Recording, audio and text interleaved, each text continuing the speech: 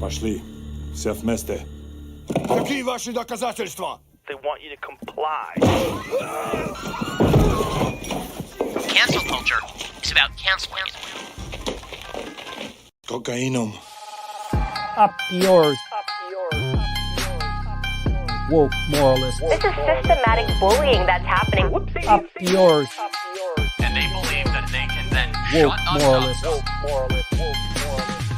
Not only can you take a load, you can take the ultimate load, and even better than that you find your true calling and destiny in your willingness to take the ultimate load. They seem animalistic is what I mean. No, they're worse than animals. Up yours. The woke mob, they ruin everything. They stopped Woke Ben moralist. Shapiro from going to events and speaking. They stopped Ann Coulter from doing it. I will never surrender even a single inch of ground to a pitchfork mob. You never cave to the mob. We will never bow to the mob. Ever. No matter what. Have it your way, buddy. You sons of bitches. Beta! I did everything right and they indicted me. Do you see the final expression of cancel culture in terrorist groups like?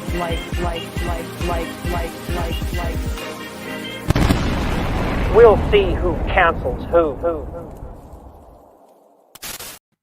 Hey, you made it. I made it. I hit the Just in intro time. not knowing if Binder was going to be in here in time, but I'm like, you know what? If it's me by myself, whatever. I knew he was Right. Well, coming. someone had to dispose of the bodies of the rest of the leftist mafia who are no longer part of the leftist mafia. Swim with the fishies now. All done. It's So just this is now the Matt and David show. yeah, the Dolan Binder. Yeah. There you yeah. go. That's better than Matt. Matt and David's too generic. Yeah. Wasn't there a band called Dave? No, Matt and Kim. That's what I'm thinking about. Yeah, not Matt and David.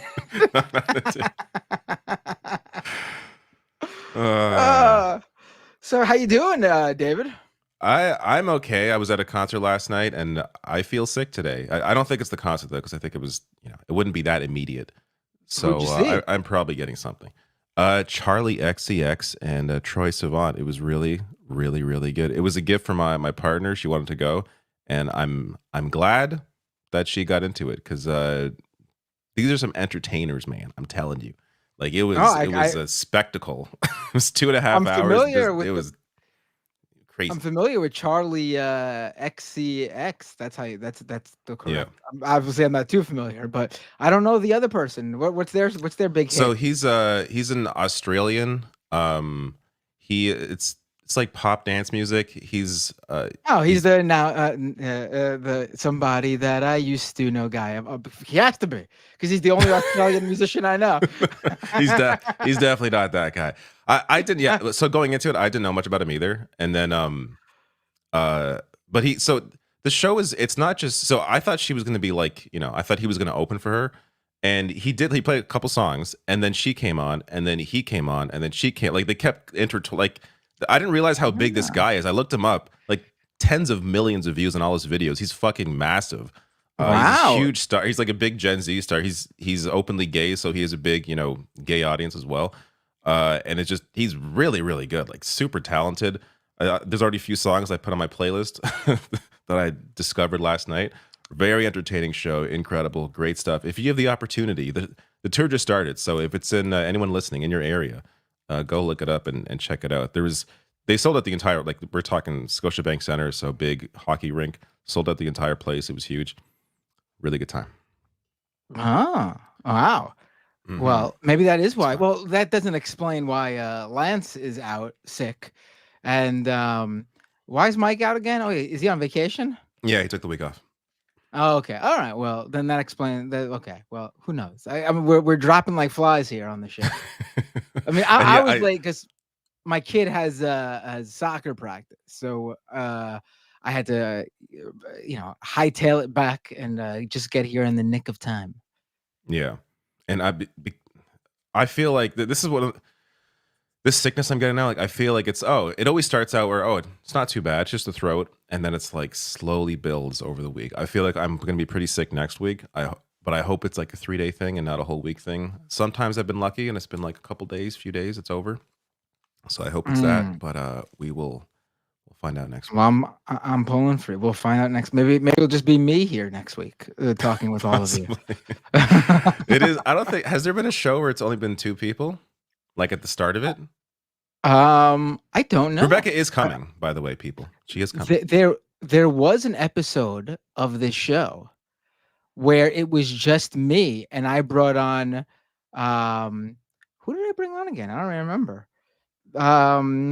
Oh, look, here's Rebecca. Rebecca's here already. Fantastic. Look at that. Didn't have to wait too long. Right, because I ain't staying too long. I'm just kidding, but not kidding. What's up, guys? What did I miss? Yeah, we just started like 5 minutes ago. You missed nothing. Just talking about, I went to a concert last night. Charlie XCX, Troye Sivan. Oh, it was really good. Yeah, she's still a thing. Yeah, she's still a thing. I mean, the tour not just to be started. rude, So you know, Brat Summer's over, but the tour just started I think last week. Oh, okay. Because that's who came out with the Brat thing. Yeah. Okay. Well, I used to be somebody I listened to back in my college days. Yeah. Yeah. I first heard of her like 10 years ago. Yeah. She played that, like, she had like a big song back then. She played that last night as well. Yeah. But yeah, and then she's kind of had like a resurgence, and now, you know, from the Brat thing, the whole Brat thing. Yeah.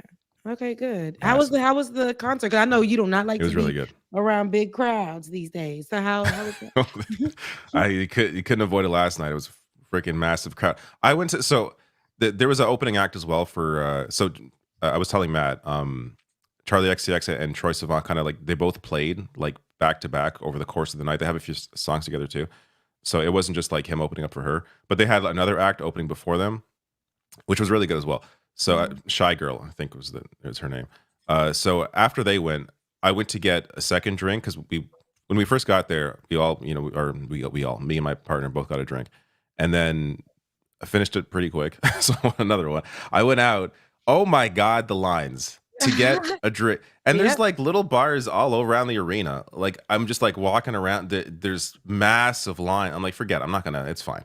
But it did unfortunately feel like it hurt my night a little bit. I feel like I needed one more drink just to feel a little better. Did you not have the one more drink? No, I'm not gonna wait. Because you weren't going in that line. Okay. No, and if I had waited in that line, I would have missed the opening song from Troye, which was really good. So is that why you were you had threaded about the tickets and like they're being digital and whatever? Yeah.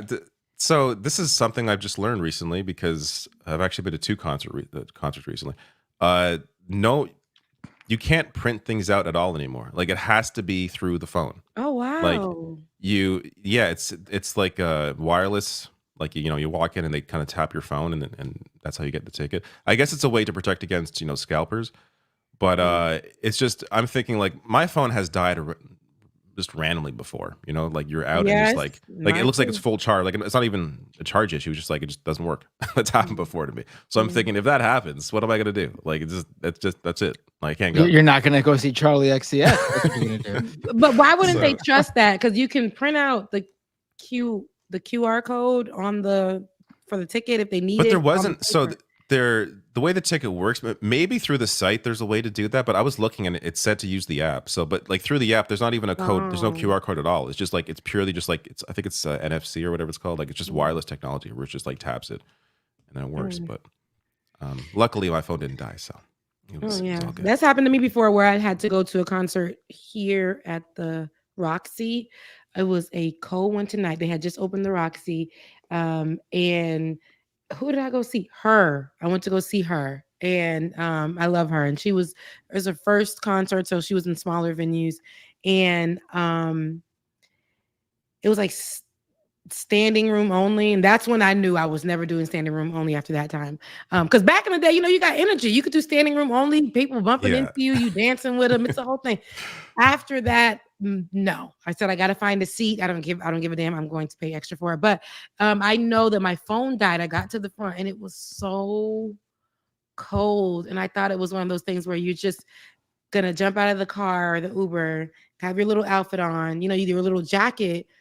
But they had me outside because I had a paper, but my phone died. But I did print out paper. So I had the little paper in my bag. They let me go through with that, but I can't imagine because my phone had died or something it did. And I don't know, why was I going to a concert, phone dead? How did I get in another car? Those are questions that I can't remember. But it could be troublesome, because after that, like, what if I was stuck in the cold, dead phone, and I couldn't get into the concert? My feet, I had on heels. I always wear heels, and I had on some tall ones that night. That would have been terrible. But I don't know why they've done away with that, because we still need a way to, like, what's the other option when I'm guessing you could probably go to work?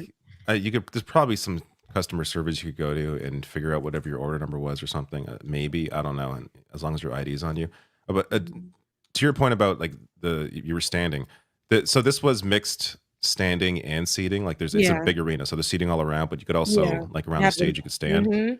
And even though we got seats, we stood the whole time anyways, because like everybody is standing. So it's like if you sit, you're not gonna you can't see as well. So we're standing the whole time, and there are parts where I'm like, I'm enjoying this show, but I want to sit down and enjoy it.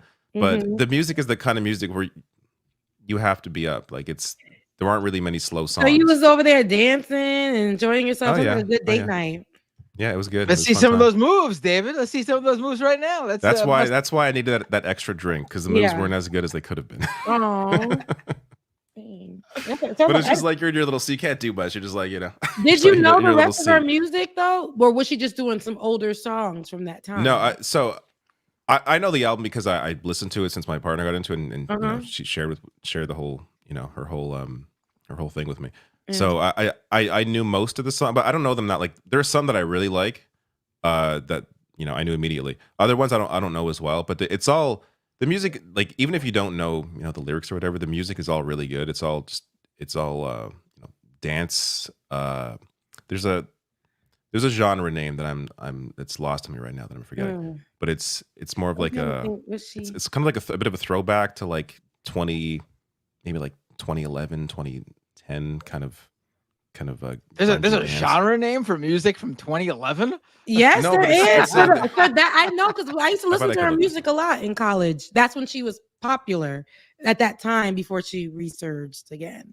But I know she went through that drama too. And I mean, well, the internet calls it dance pop, electro pop, pop punk. It's not really pop punk, alternative pop. Yeah, these other I could see it as alternative pop. Yeah, it's like alternative pop, basically. Yeah. But anyways, it was a good time.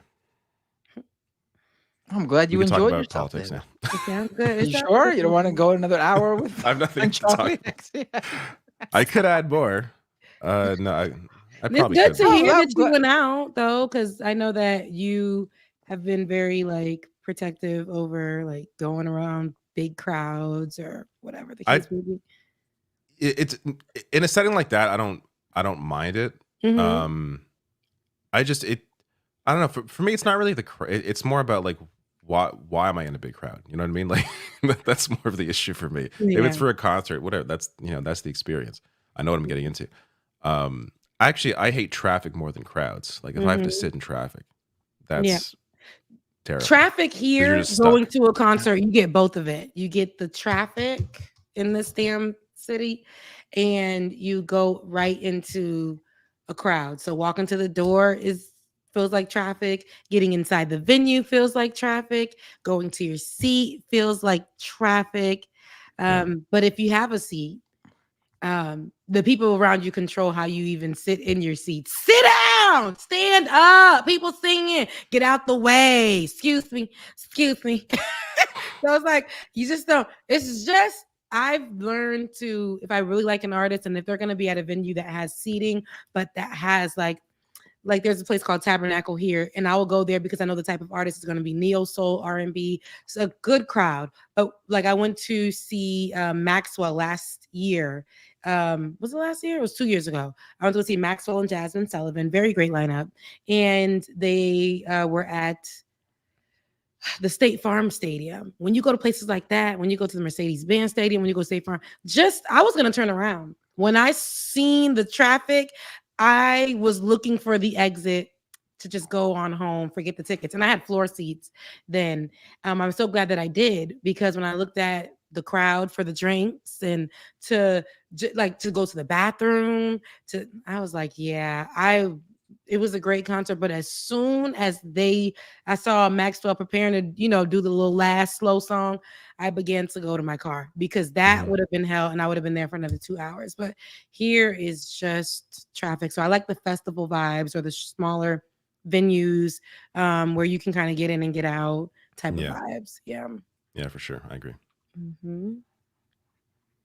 Well, I do have several topics. I do. What are we talking about today? Because I'm several early. things have happened that I haven't, like, some of them I haven't even watched. I'm just like, oh, this sounds interesting. Well, okay. I mean, the big news today was out of at least in this little world of ours. The Republican was North Carolina is the lieutenant governor of North Carolina, who's a Republican. The porn. It's something. I didn't read much about it. Do you know the details? I didn't. I just saw some. So this is. Let me quickly just pull up everything. So I have it all in front of me. So Mark Robinson is lieutenant governor of North Carolina. Mm-hmm. He is running for. He is the Republican nominee for governor. Mm-hmm. And this was going around that CNN was about to drop this huge story on him, and it was likely that he's considered dropping out over it. Yeah. He's not dropped out. He's defending himself, but the question was, what could this possibly be? Because this is a guy who there's already been numerous stories about. There already were accusations of anti-Semitism with things he had said about Jewish people dropping. Mm-hmm. He had already said things about trans people. He had already said things, a story had previously dropped where multiple people who worked at physical, like brick and mortar, like peep show type adult entertainment facilities claimed that like 10 or 20 years ago, Mark Robinson was a regular at their place of work, and they would see him there, and he would be partaking in the peeping. And this is a guy who's, Mr. Republican, religious. He's out there. Mm-hmm. There was a clip going around of him saying that we keep trying to empower our young girls to use their brains when we should be empowering them to take care of down here so they don't get abortions. Really nasty stuff coming from this guy. Yeah, and, I'm looking at it now. Yeah. So all of this is out there about him, and it was like, what possibly are they going to drop? And so this CNN story drops from Andrew Kaczynski and M. Steck over at CNN. And, the headline doesn't do it justice, because looking at it, it's just, I'm a black Nazi. A North Carolina GOP nominee for governor made dozens of disturbing comments on porn forum. Honestly, that's like, we knew he was a Nazi because he'd been saying anti-Semitic things. But the details, first of all, he that is a quote from him. He used that. He was very explicit and sexual on this adult website forum. This is where they pulled this all from. He enjoyed, and there's nothing wrong with this. Obviously, this is completely fine, but there is something wrong with it if you are an anti-trans bigot. He claimed that he enjoys watching transgender porn. Yep. He referred to himself as a poet. Like, this is, if you go through it, some of this stuff that he says is really incredible. And this is a guy that Trump has endorsed. The website was called Nude Africa. I mean, I mean, keep going through. There's some more here. He's really active on this site. The things that he says as a lieutenant governor are, well, apparently this is from before he got into politics. But he used the same email. That's how they were able to track it down. The email that are on different websites that he uses, the same email that he used when he was on this site. But he has to show as lieutenant. And he's been using. He's using the same screen name everywhere too. Mini Soldier. The same screen. What kind of ridiculous same? He doesn't even hide his face. Same person. Like, because this is the life that he lived. But as usual, there's always a double life with. This is the amazing. This is what I was just trying to think of. This is the real kicker here. So this. Mr. Religious, Mr. Play it by the traditional marriage and LGBTQ icky and honor the marriage, the institution of marriage and everything.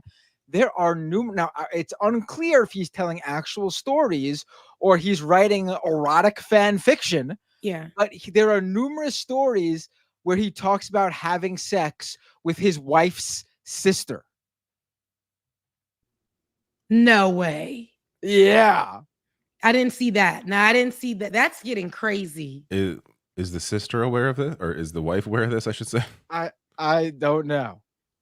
And on top of that, there's a political follow-up where they were able to match his email to an account he had created on what's the site for cheating? Madison, Ashley Madison, is that it? Yeah. I don't know. Dang, that's crazy. I need to look that up there too. Listen, the peeping one is Jesus Christ. Really disgusting. It's him. And the things that he put in he has an affinity for transgender pornography. And that is crazy because he be up in the churches, and the conservative places, and he's saying things against the LGBTQIA plus community. Yet before this, he's been living that life. Like here, he says that, this is what he wrote, allegedly, according to the CNN doc. It said he likes watching, and this is his words, tranny on girl porn. That's hot. That's effing hot. It takes the man out while leaving the man in. And he says, yeah, I'm a perv too. This is things that he actually wrote. So when you say he's like, I didn't see any of his comments that he made back to it. But when you say he's trying to defend himself, what is he saying in defense of himself? He says it's not him, right? And it's all not true. It's just not true. Yeah. He's just like denying it outright. Huh. When these are the same. And it's like his face. His face and his same that's been email. there well before he was like, a known person. And the same handle throughout. Yeah. It would be really funny if you were like, what is he possibly saying to defend himself? And the truth was that something like, oh, he's out there saying there's nothing wrong with it. It's not his fault that he gets all these women and his wife's sister through. They'll flip it. They will flip it and say stuff like that. They'll be like, well, the other people are the problem. His wife's sister came on to him. Why do they have these pornography websites anyway? Where they why these exist? The LGBTQIA plus community is the problem. They're the ones that are bringing this spirit out of people. They're going to try to flip it in that way to try to be we've seen enough examples where they just skate by. Like they usually I mean we're at a point now where oftentimes they don't even deny it. They're just like, yep, I said that, I did that thing. Now this may be a different situation because this I guess maybe to conservatives would view him potentially view him as, I don't know, progressive or something in some way because of the porn he watches. But it's still it's one of these things where if he just was like, yeah, what's the big deal, whatever, he may that may actually benefit him. That would I feel like that could, because it happened. That was me back in the day. That's not who I am right now. Okay. And there's a job to be done. Could just blow over. He could win with that. Not win, but win over his side with that. There would be nothing to fight about. He admits it, and that's just what it is. But the problem is when you're heavily anti all of these groups of people and how they live, how they love. And then this is the life that you actually secretly want to live. Does his wife even and then dragging allegedly his wife's business or cheating with his wife's sister is crazy business. But this is what people, we talked about this earlier. You got to believe people for who they are. And if they can't even lead, and this is imagine Kamala Harris having a scandal where she was cheating, caught having sex or on a sexual website, all of this stuff, that would be a whole thing. But because this is a man, especially and a Republican, like the bar's just in a completely different place. They're going to give excuses. It's gonna be like, yeah, he went through that. It happened, but you know, he was just battling in the spirit, and he was just, and there's gonna be so many excuses. But that's what I don't like. Men in power, they get like slaps on the wrist for stuff like this. But he actively has been going out there on different platforms and going hard against the same communities that he's a part of. So I feel like none of these, these people, they never have to face any repercussions for the litany of shit that they do. And yet, you know, a Democrat mispronounces a word and it's like a story. You know what I mean? Like the standards are just so was that out guy of a whack. Democrat that we're talking about that mispronounced that word and ended up saying a slur? You talking about? No, I'm thinking of like Joe Biden. You know, he'll because I'm like, there's no, that guy's not that guy's not a Democrat. Oh, let's be clear, because that's that guy's also a piece of crap. Oh, yeah. Okay, good. I just needed to make sure we're on the same page. Okay. That was like what? Was that yesterday? So I think there's been actually a lot of news. Yeah. It's going by so quick. Yeah, I don't know what's gonna happen with this guy. I feel like nothing. He's gonna stay in the race. Yeah. Maybe he'll still lose, but probably more because of you know, the top of the ticket. He was a creeper. Like these comments that he was making in the comment section, like it's just creepy. Like yelling at folks. What? I don't care. I just want to see the sex tape. I just want to see the sex tape. And here oh my God. Okay, some of this shit is really dark. And moral of the story, don't F a white. Okay. I just it's weird because I don't find any of this really surprising. Like any of these freaks, this guy is a loon in public. So of course he's even worse in private. That I feel like you can apply that to most of these politicians. If there was a lunatic that, you know, you could think of that is terrible in public, they're probably a lot worse in private, and we just don't know the whole story. That tends to be what it is. Absolutely. And him having a life before this lets us know there's so much more that will probably come out. People have probably dealt with him in North Carolina in some kind of sexual manner, maybe paid off in the next day or two or whatever for their comments. But I'm pretty sure we'll hear some more coming out of it. But sounds like to me, he probably will just say that happened, but that's not who I am anymore. And that will be just enough for them to go off of. Yeah. And continue the race with. Well, that's that story. Any more on him before we move on? No. I just found out who he really was the other day. Yeah, not really, but we'll see how that goes. I am very interested to see how that Black Nazi goes forward. I'm like looking up stuff right now to see like it's a lot. It is. It's uncomfortable when I was looking at it earlier. Yeah. I seen it. The comments are very strong. So I'm telling you, somebody's gonna come out and say that they've been with him, and he gives sexual assaulter vibes, even in the comment section of the porn site or whatever. Yeah, he gives, I don't want to put that on him, but he gives creeper. He gives, yeah. And I can guarantee you it's gonna be some heavier stuff that come out about him. That's how it works. Yeah. So the Teamsters union has decided not to endorse. Which is interesting considering Republicans are incredibly anti-union and Democrats, especially under Biden, have been much better. So there is an interview. Dana Bash confronts Teamsters president Sean O'Brien with Trump's anti-worker record. How about we check this out? I want to ask a little bit more about that polling. If it is accurate, it would mean that almost 60% of your members do prefer former President Trump over Vice President Harris. But I just want to give a small sample of Donald Trump's record on union issues. He appointed Supreme Court justices that were part of major decisions going against unions. He appoints to the NLRB people who consistently rule against labor. He visited a non-union auto plant while the UAW was striking and encouraged union members to boycott their dues. And you, of course, remember last month when he was on with Elon Musk, praising Musk for firing striking workers, you called that economic terrorism.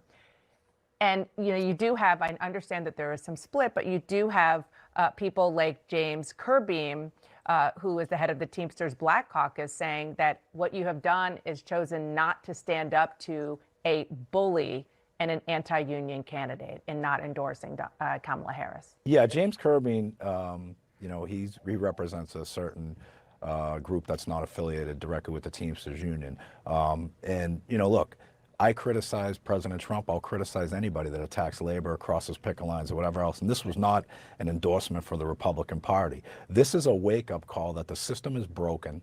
It's far too long that the Democratic Party, and I'm a Democrat, has just got their way. We need to hold them accountable. But this is an opportunity as well for both parties to take a hard look. The Democrats refocus and say something's wrong. We've got to recapture American workers. What do we need to do?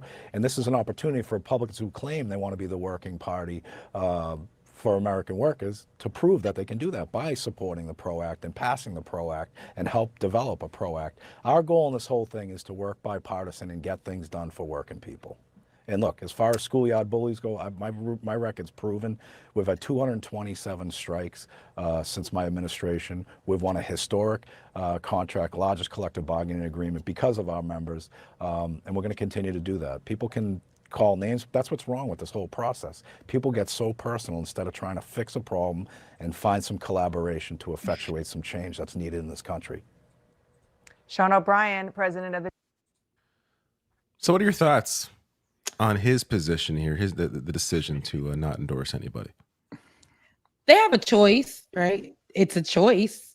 And I don't think his reasoning was all that amazing because I feel like, at the end of the day, they have a choice. And if they feel like they're not going to vote for Kamala Harris because we have a bully.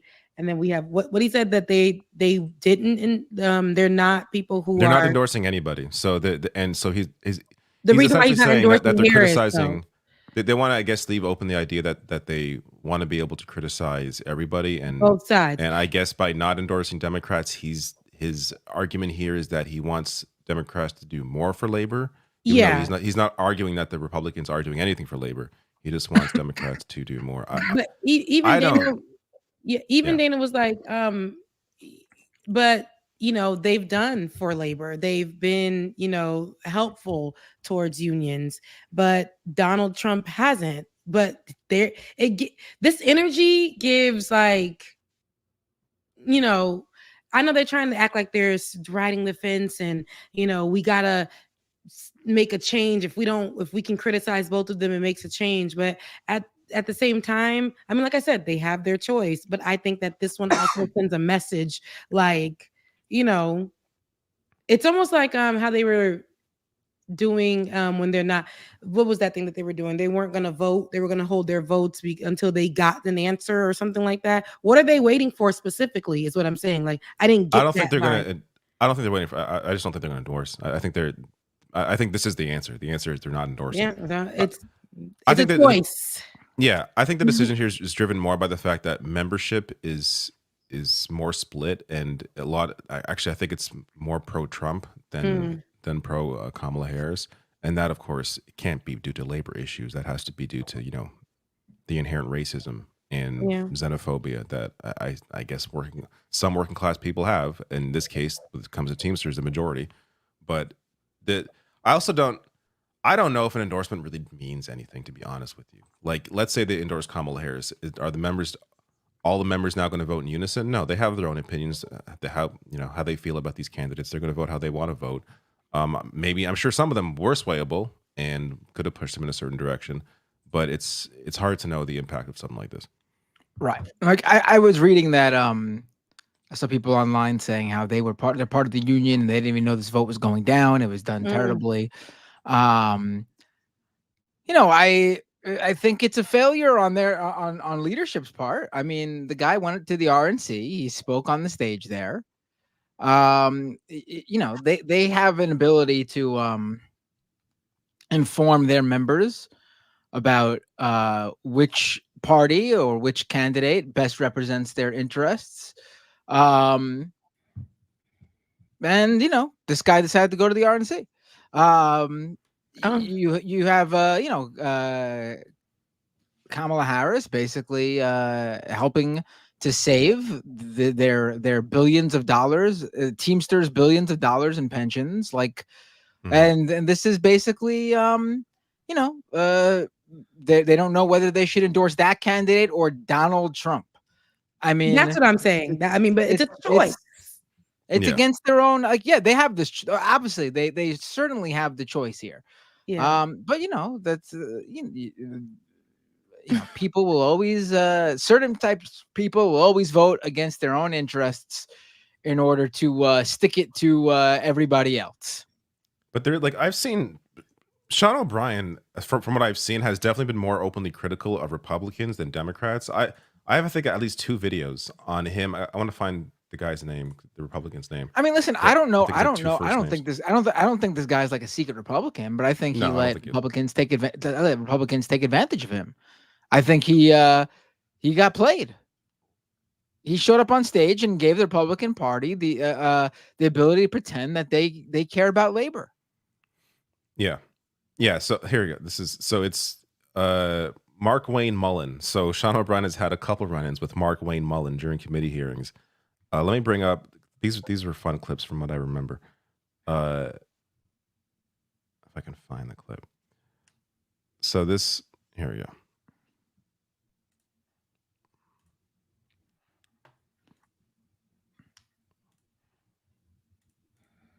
This time, him and I kind of had a back and forth. Appreciate your demeanor today. It's quite different. But after you left here, you got pretty excited about the keyboard. In fact, you tweeted at me 1, 2, 3, 4, 5 times. And let me read what the last one said. It said, greedy CEO who pretends like he's self-made. Sir, I wish you was in the truck with me when I was building my plumbing company. Myself and my wife was... Worth noting here, McMullen here, or whatever his name is, Mullen, not McMullen. Mullen. He inherited his business from his daddy. He did apparently grow it, but he still inherited his business and has not really acknowledged any of that. Running the office because I sure remember working pretty hard and long hours. Pretends like he's self-made. What a clown. Fraud. Always has been, always will be. Quit the tough guy act in these Senate hearings. You know where to find me. Any place, anytime, cowboy. Sir, this is a time, this is a place. If you want to run your mouth, we can be 2 consenting adults. We can finish it here. Okay, that's fine. Perfect. You want to do it now? I'd love to do it right now. Well, stand your butt up then. What's happening? You stand your butt up. Oh, hold on. Oh, stop it. Is that your solution every poll? No, sit down. Sit down. Okay. You're a United States Senator. Sit down. Active. Oh, okay. Sit down, please. All right. Can I respond? Mr. Hold it. If we can't, no, I have the mic. I'm sorry. This is hold what it. he said. You'll have your time. Okay. Can I respond? Oh, no, you can't. This is a hearing. And God knows the American people have enough contempt for Congress. Let's not I don't make like it worse. thugs and bullies. And I don't like you because you just described yourself. Hold it. You have the Wow. mic. You have time. All right. Make your statement. All right, and then Look probably at your more, but face. When was that's this? my face. I talked about this. This is a while ago. November of last year. Almost a year ago. Yeah, there we go. He's like, so what you want to do about it? Yeah, let's do something about it. What is happening in the people? Where is the decorum? And that was the second time they had it. Like there's a confrontation from a different hearing that preceded that. that led up to that one. So those two have been going at it for a while. Actually, this one more since that was so fun. Because he said he wasn't a hard worker. There's one more clip here. After their first hearing, Sean O'Brien had tweeted a bunch at him, basically saying like, this guy's a fraud. He inherited his business from his dad. Funny how he didn't, I think in my video I discussed that. Mark Wayne Mullen didn't bring that part up because that would expose the fact that he's not completely self-made. So that led to this here. Let's watch one more clip here. Saying the question, could you repeat it? You said anytime, any place. What's your question? Accept the challenge. What challenge? You said anytime, any place. I'm accepting yours, so why don't you come What back? challenge? What challenge are you talking April 30th. How about we do it for a charity at the Smoking Guns in Tulsa, Oklahoma? We're not going to be what was the talking about challenge? physical confrontations here. You want to fight me? What'd you say about anytime, any place? Let's have coffee, discuss our differences. Yeah, that's right. Exactly. All right, well, let's sit down and have coffee. I'm embarrassed. I'd love to. But They make him I don't back on anything. You did. You're the one. Bernie You're about to 100 lose every piece of hair he should be got the left. most influential people in this country, making changes. You're focused on. Okay. You're focused on debate that's not even relevant. You're an embarrassment. You're an embarrassment. That makes sense. This hearing Bernie is pissed. condition of the working class in America. That's why we're talking. You're the biggest thug here. You brought him in. All right, You're the biggest thug. Even your I don't know colleagues call you. why you do what you're doing, Senator Hassan. Thank you very much. Poor, oh my, I think I said poor Bernie. Poor Bernie. Poor Bernie. Yeah, look, it is for Bernie. But it's funny. Bernie had to get a little bit angrier. Bernie had to be like, shut the fuck up. Shut the fuck up. He was had to like throw an down. old grandpa. Like, I can't get these kids to calm down. But Tunbo Soon said in the comment section that Mullen used to be an MMA fighter. So that's why. Yeah, that's right. Yeah, he was. Okay, yeah, so yeah. that's why he's trying to fight everybody. That's why he's giving that whole tough guy persona. Like, I'll beat your ass. Meanwhile, the other guy is kind of scared. He's like, well, why don't we have coffee? Like, can we not do that? You can't have coffee. And he's like, no, I want to beat your ass. And this is crazy. That is absolutely, this is who we have leading these. That is why I was surprised when Sean O'Brien first gave the speech at the RNC. So I should be clear. He was invited to the RNC and then he accepted to give the speech. The DNC didn't invite him. I'm guessing because he was invited to the RNC and gave a speech there. They didn't want to have him after that. But he, I forget my point now. But he was I was surprised because he gave a speech there after all this happened. Like this is, you think after you're about to get into a fist fight with a Republican lawmaker that you're not going to side with the Democrats now. It's just, I can't decide between these fucking clowns like this Mark Wayne Mullen or administration It's that funny, actually, you called him McMullen. out of all the things that they have not done for people, Biden has actually been good for labor. It's a little interesting to see that. Yeah. I'm looking up this guy's he has a MMA background. I think it's like amateur, it's not like serious MMA. I think it's just like he just fought. Does he have a record? It's giving we can't find it. It's giving it's not. I read true. that somewhere. Maybe it's not true. But I thought I do. Just said he said that he has an MMA. He used to be an MMA fighter. I don't know. I got that from the comment section, of course. But I can see how that he would try to give that energy. He probably did it he probably was like a wrestler in high school, and he just carried. No, he has an MMA career. I mean, it's not long. And it's in an organization I've never even heard of. He said the record barely exists. Yeah, it does barely exist. He's undefeated in his career that spanned a total of 6 months. It looks like he fought three fights, 2 against the same guy, and he won all 3. But at this level, you don't know if he's fighting a bunch of a bunch of completely out of shape buffoons. You don't know. It's not just like padding his record there. Yeah, you have to see the actual fight. You can't just go by that. If this was like an actual legitimate league, then you could flaunt it. But until we see it, I can't say whether this guy was any good or not. My belief is that being that it lasted just a few months, probably wasn't very good. No, probably not. Otherwise, he would have had a future in that instead of being the dipshit he is. All right. Well, to be fair, you could both, and this is true for many of them. You could both be an MMA fighter and a big old dipshit. So it's not That is mutually true. exclusive. It's not mutually exclusive. Yes. Yeah. It just depends what field you're a dipshit in. It goes into all of how these people get away with whatever they want, especially the people on the right or people who are grifting. Like they can do whatever they want. Like here they are out of decorum, Jesus Christ, about to fight and still and still get on and be at the RNC. It's like they praise them for these types of behavior. We know that most recently we can talk about with JD Vance, who was on CNN. Because CNN been, I guess, doing their news thing for real this week. But was on CNN and he actually admitted to the lies, to actually lying, the statements that he did. He said he made them up. And he said he'll do it again if that's what it takes. And I'm talking about the statements that he made about the Haitians, the false statements that he made about Haitians eating cats and dogs out in Springfield, Ohio. And he was on CNN and he said, yeah, I made that up. Basically saying that he did it for the American people to start thinking about the American people. And he will continue to make up stories like this if it has to get the American people's attention. And I'm like, to what? Basically, I think it's to like immigrant issues. So they weren't worried about it. So if he put this story out there, then they would now make it a serious issue. And nothing is being done about these types. He's a senator in Ohio.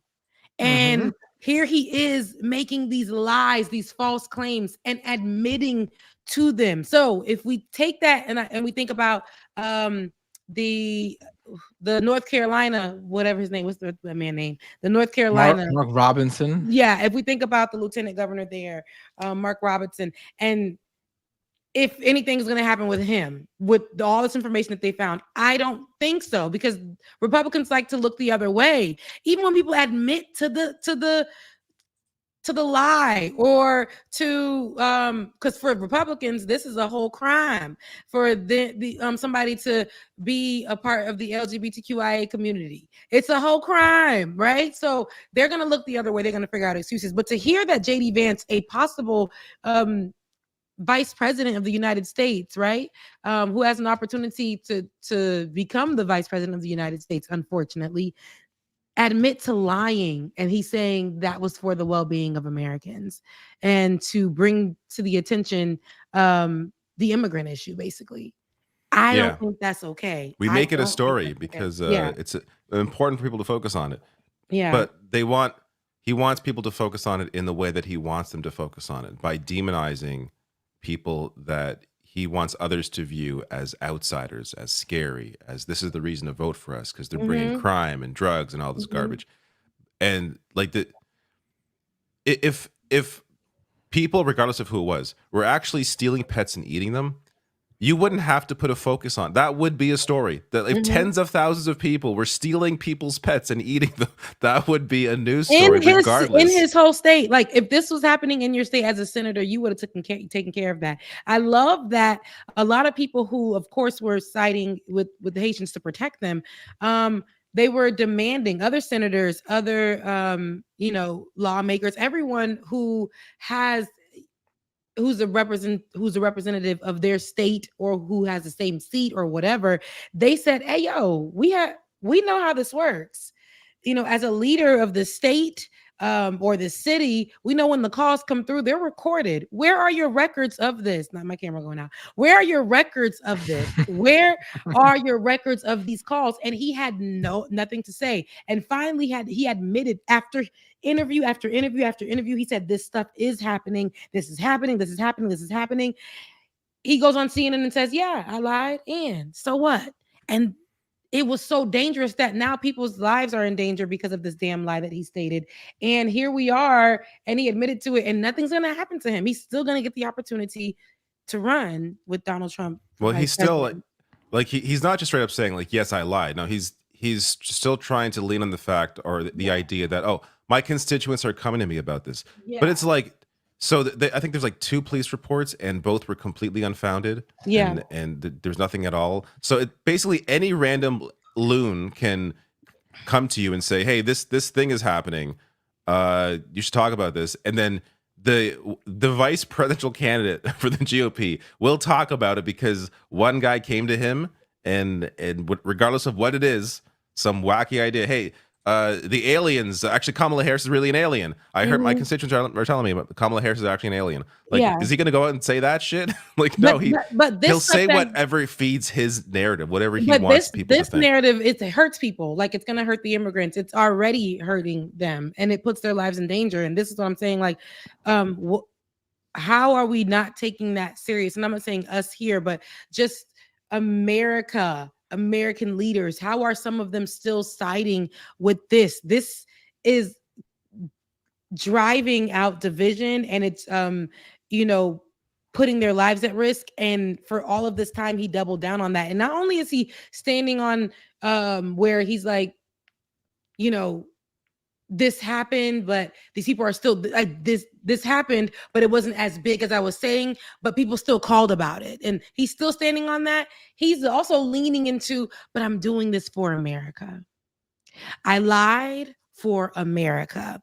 I'm doing this because America, if we are going to make it through, I got to lie about the immigrants because the immigrants are the problem. And he said he'll do it again. And then Donald Trump comes behind him saying that he will deport all of those Haitian immigrants in Springfield, Ohio. Again, that grew the economy over there. Are legal. Like, he keeps calling them illegal immigrants. And they're legal. And JD Vance just doubled down with himself, going to say he will continue to call them illegal immigrants. He said, I will continue to call them illegal immigrants. But it's not true. You see, all of this stuff, he's doing this out of emotion. He's doing this because he doesn't see them as people who should be respected, who, mind you, again, they didn't get the chance to come here when Haiti was in turmoil, especially after the assassination of the president.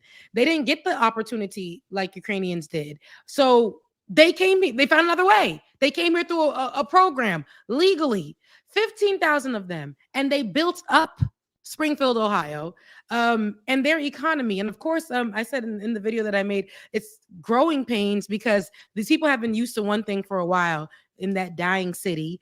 And so having Black people come and revive it, of course, people are getting uncomfortable with it, but it's not as big of an issue as JD Vance tried to make it. But he did make sure to hone in on the fact that it's immigrants. And if we can get immigrants as the leading conversation in here and make it seem like they're actually causing trouble, then this can be one of the things that we run on, and we can get not only America's attention, we can get the right's attention and make sure that they know we're all about them, and we'll get the immigrants out. Then Donald Trump try to mention Aurora, Colorado, and Venezuelans, I believe, over there, and said that they're bringing in a gang issue.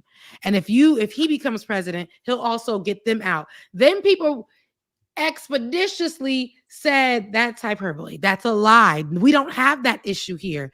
Again, this rhetoric can put those people's lives in danger. And those people here are here on a program legally in that area because they have an influx of Venezuelans over there. And this is the problem. It's like, it's a very scary thing to know that these people have a chance of becoming the leaders of America. And they will lie, and they will put people's lives at risk, and they will tell you basically, we will whitewash your city for you if you vote for us.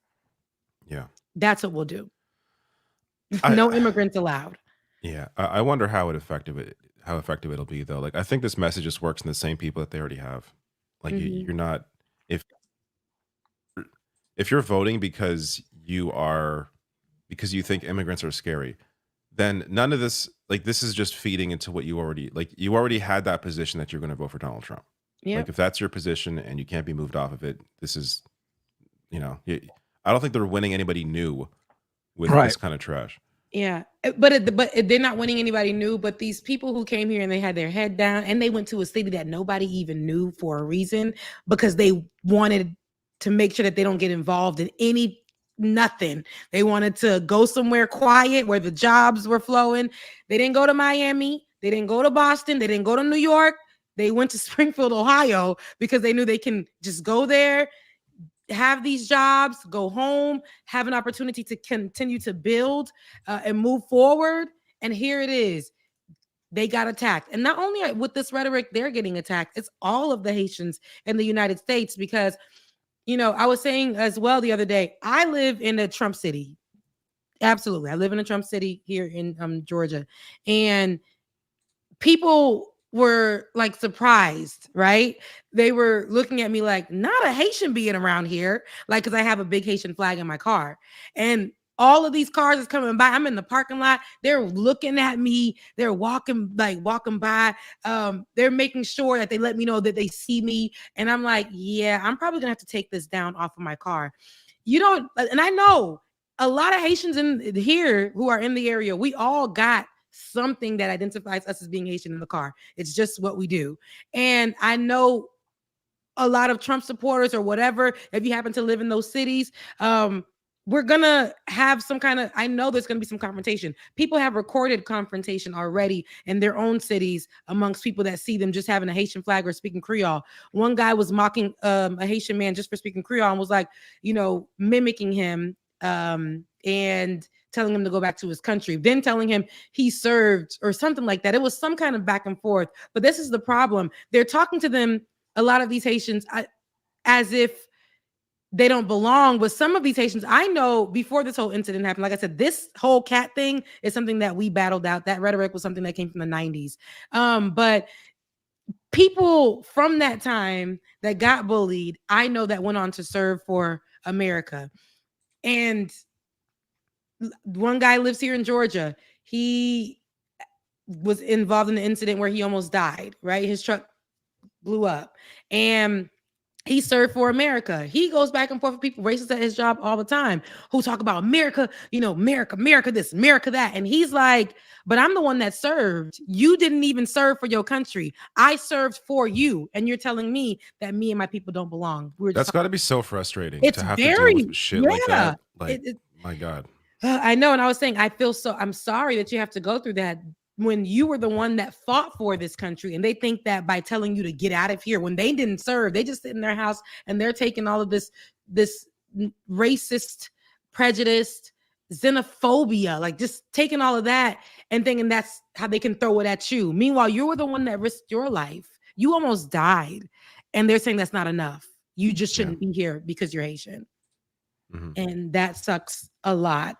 But it's not only the people in Springfield, Ohio, when they put that rhetoric, it's all Haitians now who may live in areas that are affordable, where their jobs are or whatever. And they have to deal with these type of people. It can get real dangerous. Not that it can get dangerous. That rhetoric is not only, it's not true, but it's dangerous for people. That lie that you put out there. Like, are people not getting this? This is dangerous. People's lives are at risk. This is not just an easy thing. Since we're on the topic, this is, so Haiti was brought up in this discussion. So Matt Walsh, this is right-wing lunatic, but Ryan Grimm here does a really good job at kind of painting him into a corner. Oh yeah, this is, yeah. Nobody thinks that it will benefit America to become more like Haiti. Nobody thinks that. Or I would challenge anyone, if they do think that, to explain how that's the case. Like, in what way could this country be improved by making it more like Haiti? When you look at Haiti, what part of Haiti are you saying to yourself, we need more of that? Beaches. Well, we have more beaches than them too, right? Don't we? Right. We're a much bigger country. We don't want a marine invasion and occupation of the United States that constantly decapitates governments and takes the money out of the country and saddles us with, we don't want the Clintons debt either. from a revolution. Yeah. Right. Although I don't. So you're saying that we wouldn't want to be like basically a colony that the entire West spends 200 years punishing after the Haitian Revolution. I get that. I understand that, but also at a certain we point, wouldn't want that. No, yes. We wouldn't want that, but I would also say that that's not entirely why Haiti's in the position that it's in. I mean, at a certain point, as a country, you have to stand on your own 2 feet and take care of yourself. But at what point is that? They elect Aristide and we overthrow Aristide. Then they elect Jovenel Moïse. Jovenel Moïse is assassinated a bunch of people with American connections, and we install in 2021. Like, the United States installed the prime minister that we just ousted. Like, so we could say, okay, yeah, you got to get over the, 200 years ago, but like, we're still doing it. Yeah, I mean, and I'm not in favor of, I'm very non-interventionist in my policies, so I'm not in favor of most of the things that we're doing in other countries. We just made the new government in Haiti in a hotel room in Jamaica, and then we insisted that whatever government we made in Jamaica had to allow Kenyan troops to come in under the flag of the UN in order to go to war with the gangs. Yeah, I'm not interested in, if it were up to me, I'm not interested in doing anything in Haiti. Like let Haiti be Haiti and take care of that. That's sort of my whole point here. Let them take care of themselves and their own problems. I'm also not saying that there's like never a scenario where we would let someone from Haiti into the country. But so what are you saying? And it doesn't have to just be about Haiti, but when you're throwing open the gates and just inviting anyone, in particular, I guess third world. I guess your assumption there was that it is Haitian people that are creating the conditions on Haiti, and that if the Haitian people come to Springfield, they will recreate the conditions. Well, but I don't think you Haiti in Springfield. Whereas what I'm saying is that it's actually the U.S. that has largely responsible. Come on, Ryan. I don't always really, like Ryan too much. I like him, but he's always been good to me. I'm not gonna lie. But worked with him before. But Ryan got it all right there. Usually I'll be like, nah, that ain't true, that ain't true. But Ryan got it all right there, and it's true to point. And I said that too. A lot of what happened in Haiti, what's been happening in Haiti, is because the U.S. has its hands in our business and wants control in certain places, and has literally been a part of the corrupt government over there, and sided with made a lot of decisions as to where we are now. And I don't like that. He said nothing. Walsh said nothing serious. It was just like, well, Haiti needs to just figure out Haiti and Haiti. Well, U.S. has always been in our business. And because since Haiti freed itself, it's like it's always been to keep it in line. Like, let them know we still mad that they freed themselves. Every white country will always make it and they're allies with our ops, which is France. And it's always going to be that. So this goes deeper, and it's more than just Haitians having issues in the country, because that's always been the rhetoric here. It's always starting off with, they're poor and they got issues and they have disease and all, and they can't keep it together. Their government is corrupt, but the U.S. never talks about their part in it. Just like they won't talk about their part in what's happening in Palestine. They don't like to speak about the specifics and where they are and where the blood is on their hands. But here they are coming into the country, which Walsh didn't say, like, listen, homie, what did they do? You're not giving a reason as to why they shouldn't be here. What, like, they came here, something was going on in their country. They couldn't come here under Title 42, so that we found another way. They found another way legally to come here. They came here, and we haven't heard much about them until just recently because of a lie. Yet this whole time when we weren't hearing about them, they were building up that community in Springfield, Ohio. And a lot of what I read about Springfield, like the residents praise the Haitian immigration. Like there's no complaints. So like it's just 100% completely fabricated. Yeah. And of course it is, like it always is. Like this idea that, again, Ryan Grim completely dismantles this idea that Matt Walsh tries to put forward, that what part of Haiti do you want the U.S. to be like?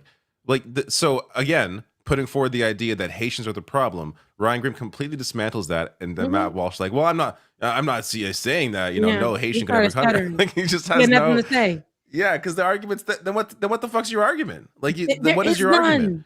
There's no argument. There's no argument. It's just xenophobia. It's just like there's nothing else. What have they done? Not like nothing. But here we are, and we're just gonna make sure that we put out this lie to let the KKK and the racists and the nationalists and all them people do the work for us and run them out of the city. But I love that I have been seeing the unity around them. I know that the Haitian Times themselves were going down there to figure out how to protect them, have conversations with the Haitians there and figure out how to protect them while there. And the KKK and other racist people have made threats to them. So they had to not do town hall meeting that they were going to do for them. But the people in the community came out and were supportive of them. They were going to the Haitian businesses that were open there, trying the food and all the stuff they have brought into the city to show that they're in solidarity. So it's sad to have a senator that's standing alone in this, for real. Like a senator, your whole state senator is talking about your city and making lies, and he's the one that's standing alone in this. So it sucks that he also put Springfield, Ohio itself, at risk. The city has been receiving bomb threats like nobody's business. And this is because of their state senator, JD Vance. So yeah.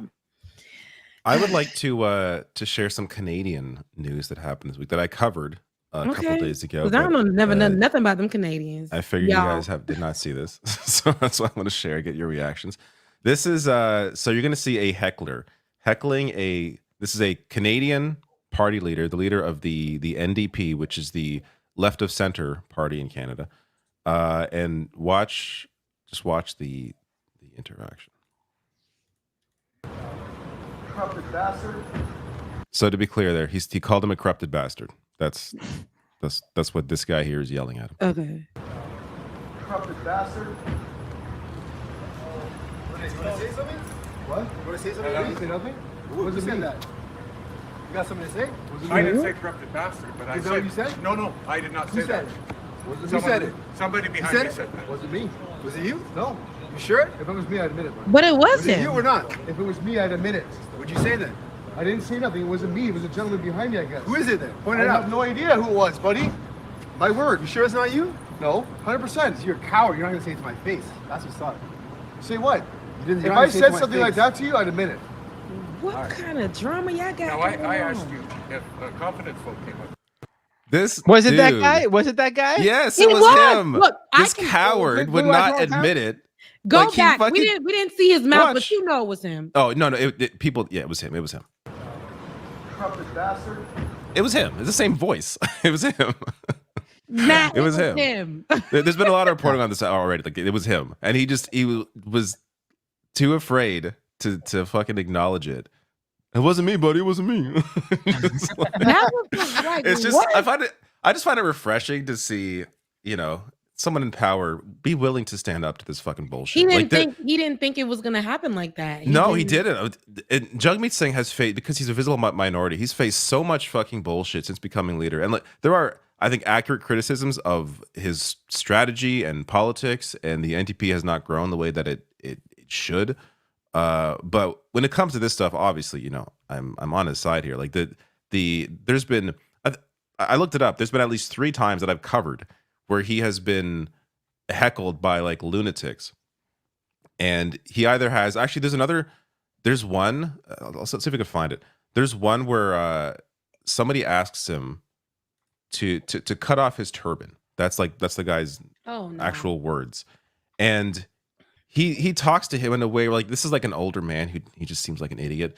He doesn't confront him like this. He confronts him in a way that's like more educational, and it's like, oh my god, which to be clear, he shouldn't have to, like, we shouldn't have to expect that from Jagmeet Singh. You shouldn't have to be, calm and collected in that scenario. But it was just like, it's been wild to see the full on, like, the overt racism on display since he's become leader, which, that's terrible. Canada, of course, has always had. But when you have a visible minority as a leader of a major party, it's obviously going to become more of a talking point than previously. No, he was ready to get on. Like, listen, I wonder what he would have done if he said, "Did you say it?" And he was like, "Yeah, I said it."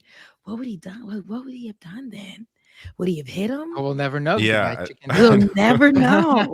Would they have thrown down? Know. But that was good, because it was like, he was like, no, and then it was like, I know you said it. He's like, was it you? It's like somebody was telling him in his ear. No, it was the one in front of you. It was him. He's like, no, I know you said it. I know you said it. And why did he get so scary like that? You following that man around, you got him on video, and then he comes in your face and he's like, just say it to my face. And that shook. So this is from 2019. NDP leader Jagmeet Singh being confronted at Montreal's Atwater Market by someone who advised him that he should remove his turban. Bonjour, monsieur. Hello, How are you? Good to see you, sir. You okay? Yes, you too. Pleasure to meet you.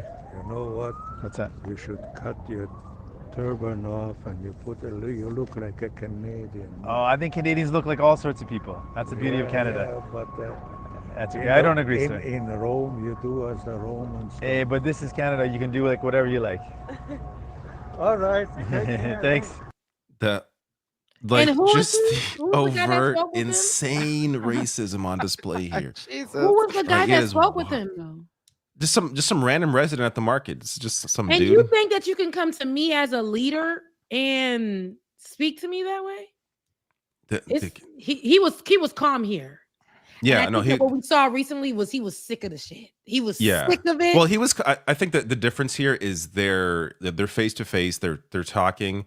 It's not like he's being heckled here. Like it's kind of a different situation. I'm gonna say you should cut the turban off.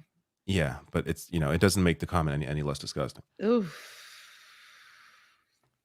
No. There's actually one more. Let me see if I could. There's find another it. one. Dang, Yeah. he's just getting he got there's it rough. Sorry, there's actually two more. I don't know if I don't know if I want to show all of them. It's over and over again. So let's see if we can find the clip of this one.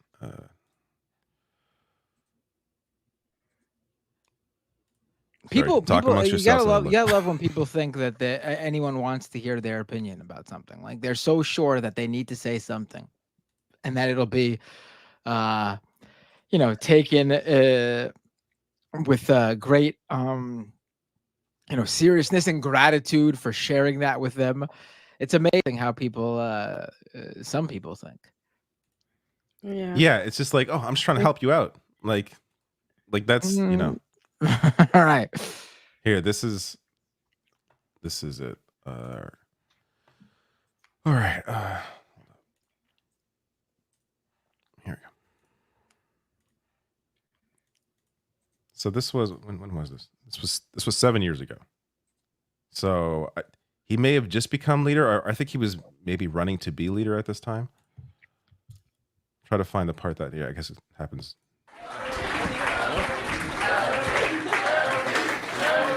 So this is like with, I guess, meeting with people that support him, and then someone is there to, stir some shit up.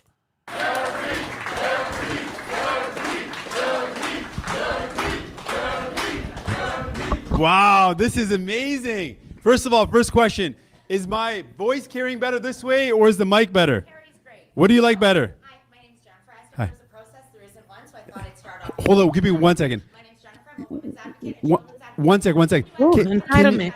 Can you hear this way?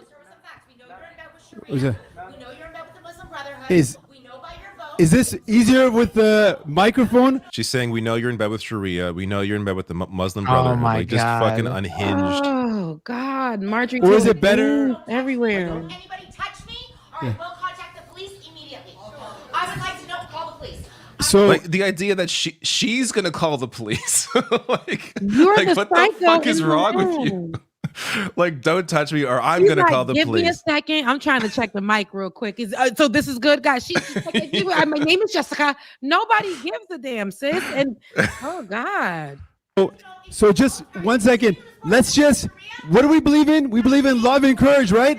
Love and courage. Love and courage. We believe in love. We believe in love and courage. Absolutely. Absolutely we do.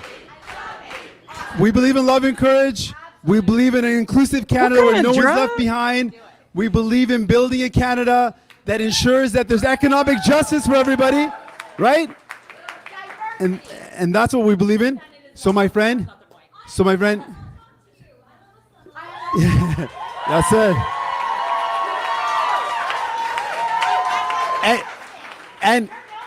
And you are wonderful. And let's just say, as Canadians, do we believe in celebrating all diversity? Do we believe in celebrating diversity? Give it a round of applause for diversity. A round of applause for diversity. I would have dragged her. Yeah, so this goes hair. this goes on for 4 minutes. Like, it's just, my God. and he remains this like calm the entire time. Where is he going to stop? Like, this is 2 minutes later. She was still going. At one point, My friends, we'll just sort this situation out. We'll be right back. That's a good mic. I love you all. What point are we gonna stop? Is he gonna stop voting for Sharia? Like these just fucking lunatics, man. I So was he's been dealing with this shit even before he became leader. I was listening to what happened to this lady. This was a while ago, right? What's her name? Jessica. No, your mic. I can give some educated guesses as to the you know, what path she went down once COVID hit. Like I think we have some ideas. Before COVID, right? Yeah, this is before COVID. So actually, I guess was it 2017? When was this? 7 years ago, so whatever. Yeah, so this is well before COVID. But I'm not sure if we ever got her name. I don't know if I care to look it up. But yeah. The people want So that's to what know. Canadians deal with, or I should say Jagmeet Singh deals with. No, y'all But, got drama over there too, y'all. It's always and surprising. potential so there's going to be a no confidence vote in the government I guess next week or this week, which could trigger an election if other parties jump on board. But so far, other parties in a majority are not going to jump on board. So the Bloc Québécois and the NDP are not going to support a no confidence vote, meaning that there's not going to be an election triggered. But at any point now, one can be triggered sometime before the definite election next October. So likely the spring is sort of what people are thinking. When the budget is tabled by the Liberal government, that typically is when an election can be or will be called. So probably then there'll be a lot more Canadian discussions going on. I'm sure you're all excited. No, I'm excited. The Can't wait. the man is kind of cute though. Whoever the leader is, he's kind of handsome. So Jagmeet Singh. yeah, Good looking guy. Jagmeet Singh. I'm gonna look him up. Let me go look. Follow him. Jump in the DMs. No, he's handsome, and the people there. He's married and has a child. Yeah, I could tell. He got it together. Like he has the whole leadership thing together. But no, the people there that feel like they can just go and like he's talking about peace and love, and these psychopaths, they're very reminiscent of what we have here in America. Those entitled white women who think they can just pull up on somebody and because of how they look, automatically attach them to a group that they're not even a part of, to accuse him of what was it she said? He was a part of something. Muslim Brotherhood and Sharia. Yeah. Like, and he's Sikh. He's not like. Yeah, you see what I'm saying? Just like, strong and wrong. And here we are, like, of course, xenophobia, but because of what this person looks like, they want to attach them immediately to parties. It's like, girl, do your research. You were strong and wrong. You were over there turning into a tomato, screaming, and it was embarrassing. And I'm pretty sure she's embarrassed right now, or she might be probably not. Lifted up by someone like that. Very rarely ever changes. Yeah, she's probably like a Tommy Lahren or something like that, or whatever. In y'all, I don't think she got any fame off of this, thankfully, because I've never seen her face again. So I don't know. She's never seen her. She's disappeared. she disappeared. Maybe someone disappeared her. Oh. No, luckily there's just not the I guess it's changed now probably, but at least at the time the environment wasn't the media environment wasn't rich enough for someone like that to just get famous off of being a racist. Yeah, at that time. Yeah. We didn't have TikTok, I don't think. Should be elected to Congress now. Yes, she would. If that happened today, there'd probably be that could be a thing to run on. All right. I don't got much else. I don't know. Just Kamala Harris, CNN talking about polls, or I should say CNN talking about Kamala Harris polls. She's doing really well apparently in polling. According to the post-debate polls popped up, and so we got to see that bump. I mean, I don't know how long it'll last, but it's looking in her favor right now. Not according to what Elon Musk lies again put up. Yeah, because they love to go by the Twitter poll. Whoever says exactly what they want to hear. Like that's one of the biggest. That's an issue overall with everybody, regardless of your political ideology. You hear something that fits your preset beliefs, and you run with that. But I mean, it's especially big amongst conservatives to believe that way, because they like to sort of retreat to their bubble. I mean, just look at what we were just talking about before with J.D. Vance lying about the Haitian migrants, and Matt Walsh when he's on that show with Ryan Grimm, and Ryan Grimm is laying down the history for him, and he's still trying to find like a way to contort it into exactly what he already believes. I mean, they love to hear and cement what they already thought beforehand. Yeah. So if anything comes out against that, they won't. It doesn't matter if it's the truth, and they will continue to be like, no. Like I said, they treat it like it's a Bible verse, and they will be like, because this came from somebody that we love and trust, and that's just what we'll follow. We'll literally believe this. We'll follow them off of a cliff if we need to, and that's the problem with this. With the right. I have a new clip. Sorry. Go ahead. Clip. Happening.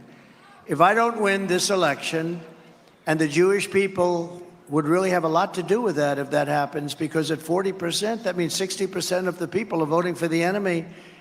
That's it. That's just, how many of these do we have of Trump? Like, just like being so incredibly anti-Semitic over and over again. There's like, this is endless for him. And like he cannot divorce himself from the idea that just because you're Jewish doesn't mean you want Israel to commit mass murder. Like, it's such a, Trump just thinks very, I don't know. There's nothing he has. There's no way to explain how he. Yeah, he's gonna. Like I was saying, his baseline is always gonna be like anti-Semitic, It's just pro him, whatever. LGBTQI. Any of these groups of people, he will make sure like that he aligns anything he says with hate with that, and just, hey, listen, I'm gonna make sure that I get these immigrants out. Everybody's like, woo, yeah, that's so great. Hey, we're gonna make sure that men and women can only be together. We're gonna make sure that women can't have abortions, like late term. And it'd be like, late term, nobody's having an abortion at 9 months, my guy. Like, where are you getting this from? But he puts this out there to make sure the fear mongering and all of this stuff. This is what's happening. It's almost like these people are okay with not doing. No, it's not almost like. It's especially like these people aren't doing any research. If Donald Trump says it, if like a leader from the group or the party says it, they're gonna go with it. I'm not researching this, although I know that this isn't true. We're just gonna have to go with it. And he doesn't care who he's in front of. Hey, listen, like you're Israeli, right? All right, cool. I will make sure I continue to obliterate all Palestinians. Like, vote for me. Vote for me. And they're like, you know what? He feels like that at all people from Israel, like any Jewish person or whatever, because he's small-minded. He don't know much. He doesn't know how people work.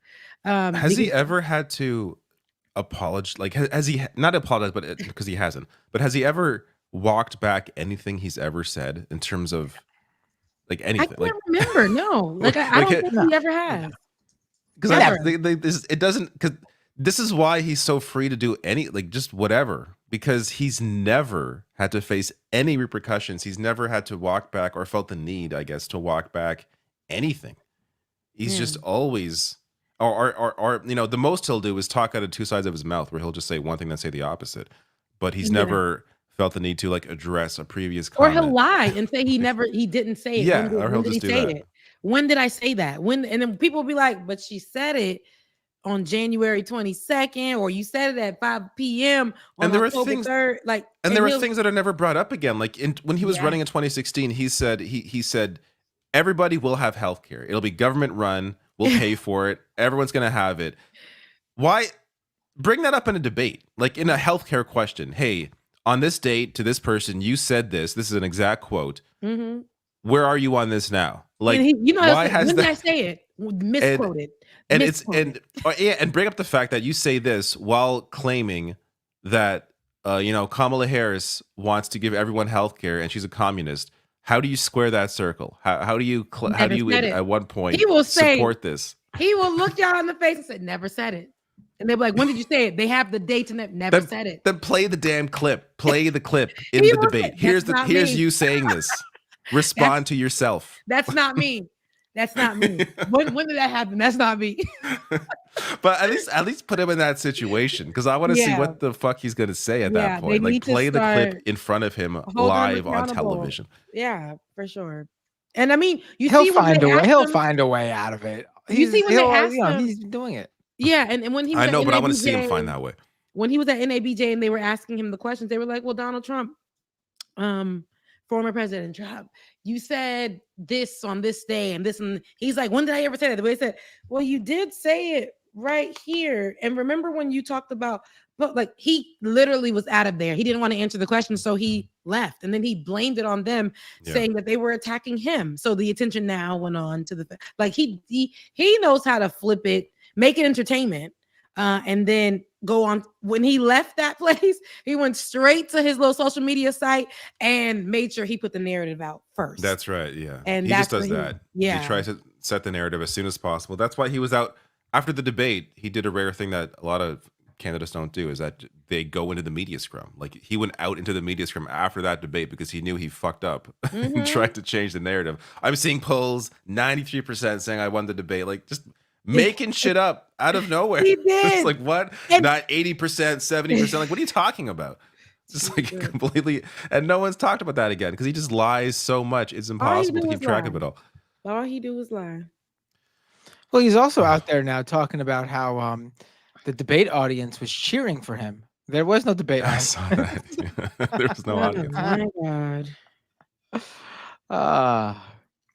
I mean, he All will. You know, it's become it's always been like this with him. Like at this point, it's just like, you know, you have to be prepared for, you know, what he's gonna do, because it's not, you're not gonna stop it. You're not gonna. He's just gonna say whatever comes to his mind. You know, but that's the sort of thing that the media has failed at. They let him do that without, you know. Again, you're not gonna stop it, but you could challenge it.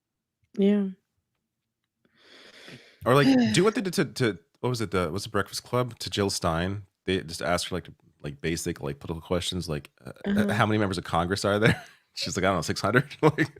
like just do some like basic, I don't know, some basic, you know, political questions to Donald Trump. But just, he won't answer them. He can't even answer. I know, stuff he would about just his dance own. around them. He would do whatever. Yes, he can't even answer. He's really good at doing it too. Yeah, he's He'll really be good. like, how many members are there in Congress? He'll go, too many. Yeah. He's like, there's so many, you can't count them. You can't count them. And then he'll be like recently, they were like, what's your plan? What was it? The healthcare plan? And he said, I have a concept of a plan. Yeah. And But that shows though, like if he's pushed into a corner, at some point he'll say something that's really stupid. Or like when he was pushed on his favorite Bible verse, I think they asked him like 4 or 5 times, and he just kept saying like, I don't, like, you know, that it's all good. Like that's a great clip. What? He could have said Jesus wept. The entire Bible front to back. That's every single one is a banger.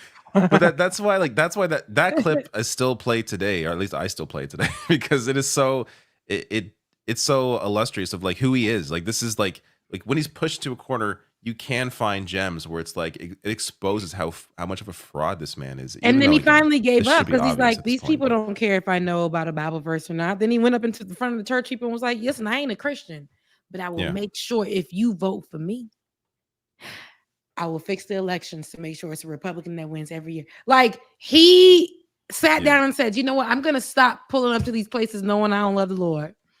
And I held the Bible upside down. They asked me about verses. I don't go to church. I don't even know where to sit. I can't clap on. Did he say not? Because I thought he was quoted as. It sounded like he said he's not a Christian, but I think he actually said that he is a Christian. Like all of the quotes were saying that he is, but it sounded like he said he's not. But that was a weird clip. Definitely, I took it as him saying that I am not a Christian, but if you vote for me, which they, you know.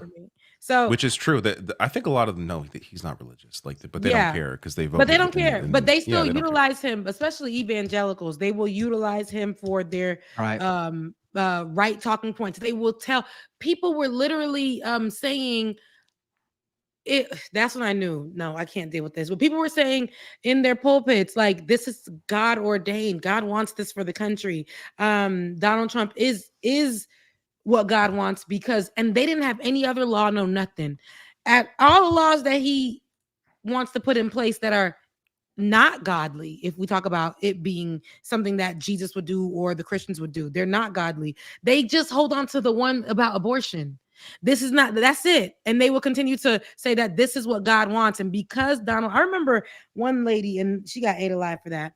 I'm going to vote for, she said back in 2016, before that, whatever, I'm going to vote for Donald Trump. And she's a gospel singer, a very popular one. I don't want to say her name because I don't want to put her back in the limelight.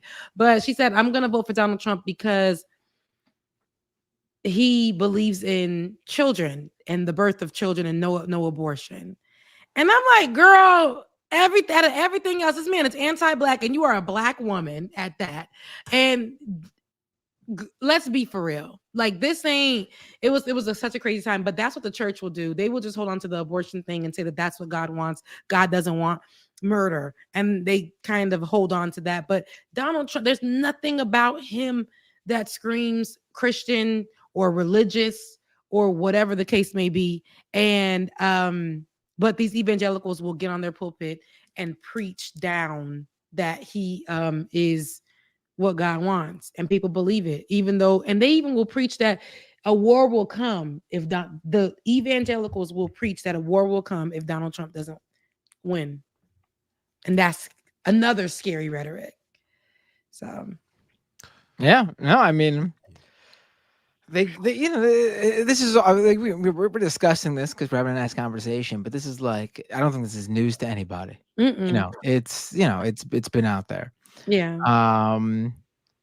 Oh yeah, there was something I wanted to say. We moved on really quick to the Canadian stuff, but that Matt Walsh video, I just wanted to go back to really quick while we wait for David to come.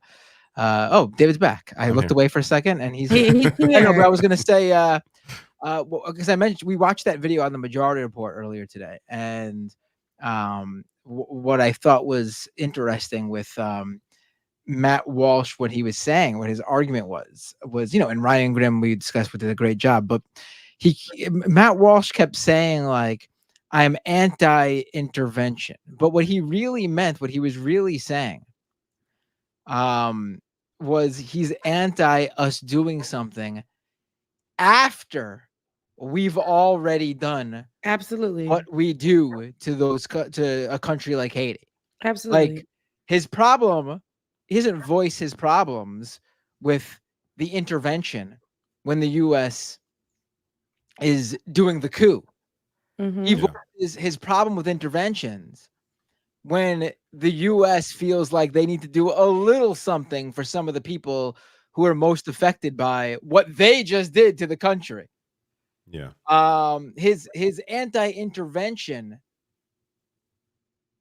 he's saying that when Haitian people are being allowed into this country legally, but he wasn't, picketing and protesting when the U.S. was doing the coup. Yeah, that's all they're this idea that anybody on the right cares, any of these media figures care about, interventionism, or like, what the U.S., basically they're motivated by the idea of that money should stay, at home, but they're never out there when this shit is going on. Like, are they right now? Are these the people? Are these guys leading the voice that are the leading voices against the help being given to Israel as they're committing genocide? Like, is it Matt Walsh and Ben Shapiro out there that are arguing against? Like, fuck yeah. Like, they're so full of shit on this idea that they're anti-war or anti-intervention. Like, I'm sick of us getting involved with Israel. I'd love to hear Ben. I'm sick of us getting involved with Israel. Can you imagine? Like, it's just, they're so fucking phony. I feel like we just give too much support to Israel. We need to be anti-Israel when it comes to Israel. No more Israel. No more helping Israel. That's a pretty good impression, actually. Yeah, I can't get the pitch down, but I could do the really fast. I can do the pitch. But I can't do the voice. Thank you. Yeah, that's pretty good. That's pretty good. It was fast. Yeah, we gotta get out of Israel. I gotta get out. No more helping Israel too much. We're helping Israel too much. Yeah, I'm like That's I'm fast. morphing into like a 1930s gangster. I'm going, hey, see? No more help to Israel. Yeah. See? Helping Israel too much, see?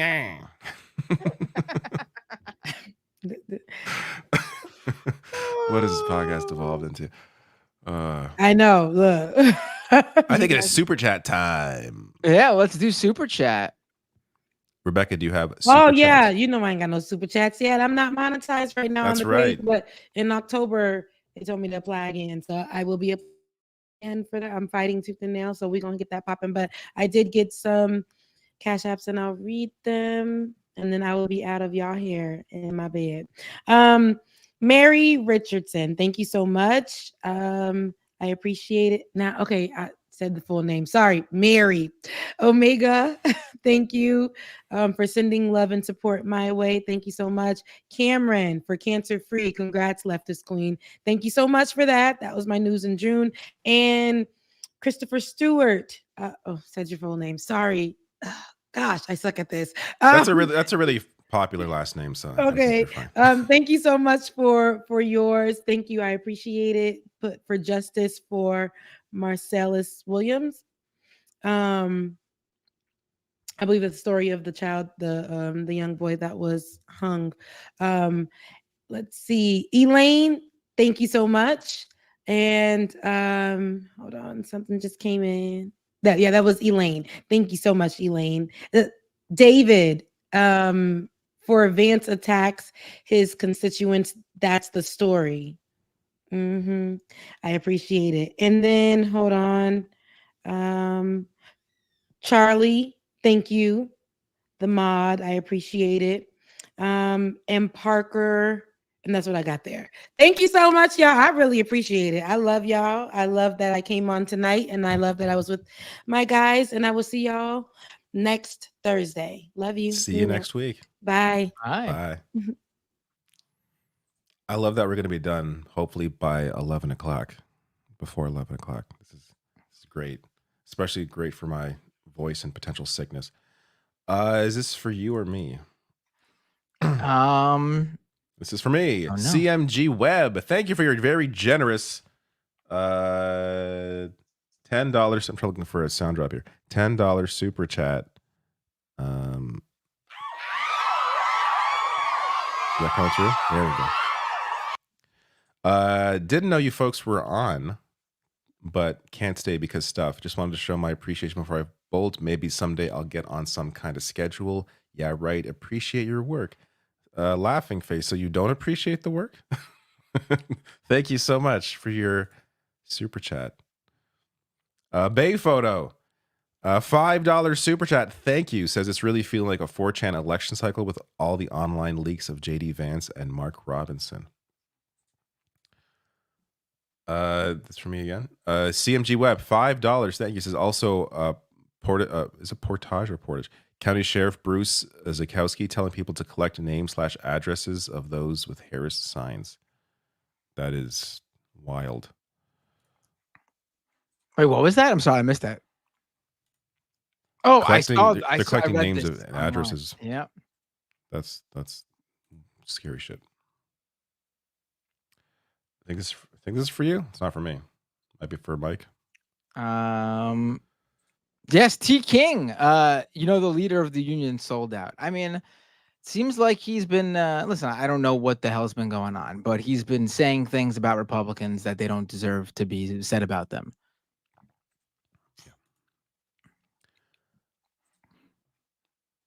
Not for me. Nope.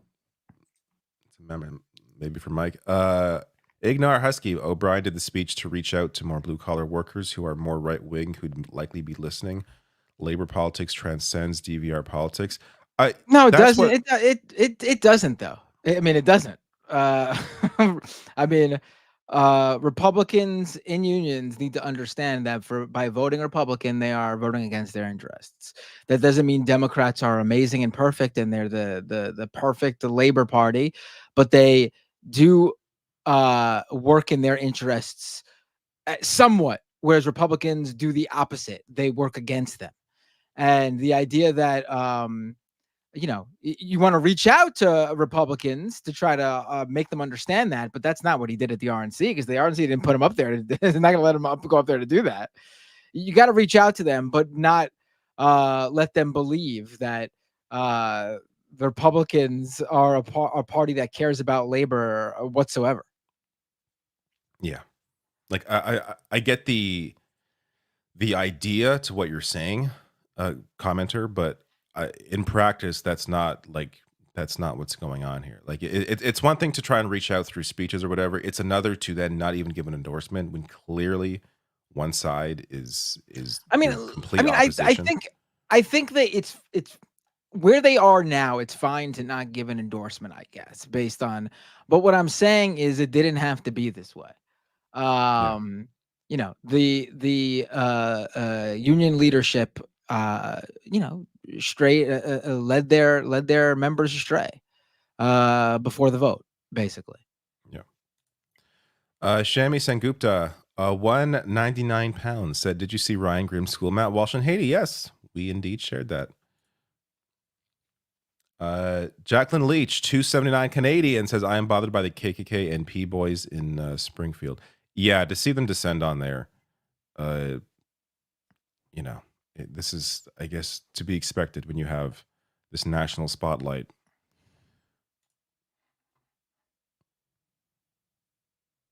This for you? Oh, is it for me? 1 second. No, it's not for me.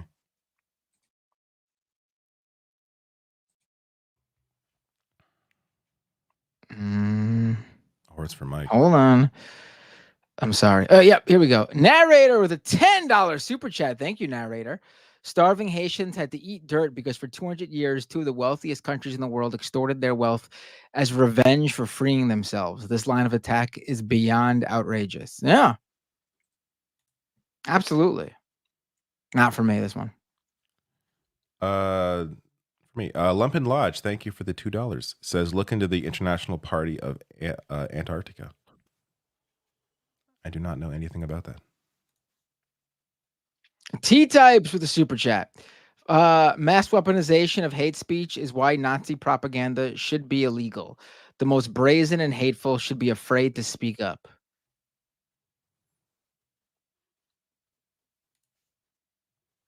Oh, where is that's for me. Looney Tunes 9000.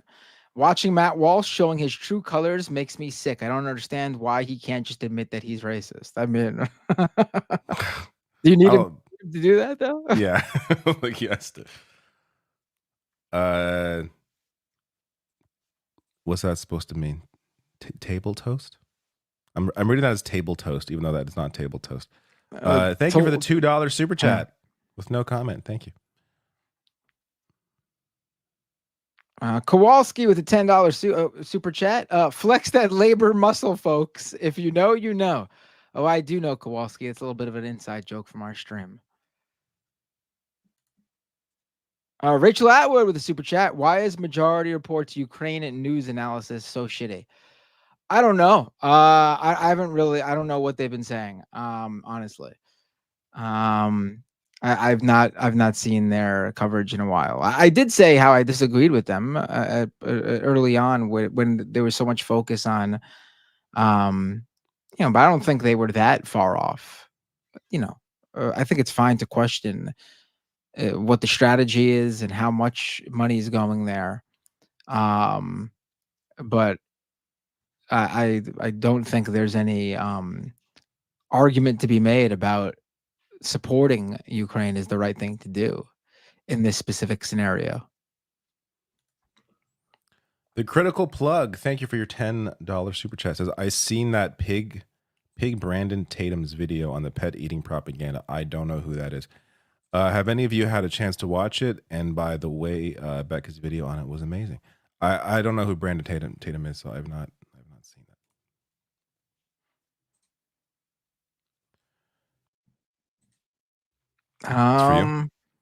Yeah, Jerry Martinez with a super chat. "It's crazy to me that Kamala won't outright run on expanding Medicare and Social Security.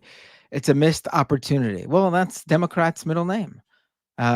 Missed opportunity. I mean, that's literally, yeah. Yeah, for sure. CMG Web, thank you. Says there's video international preacher Andrew Womack said, if it turns us back to God, maybe a civil war wouldn't be so bad. Millions listen to him. I mean, millions listen to Trump. You know what I mean? Like, I feel like I don't know who this guy is. I'm sure he's a loon, but there are bigger loons that have more power.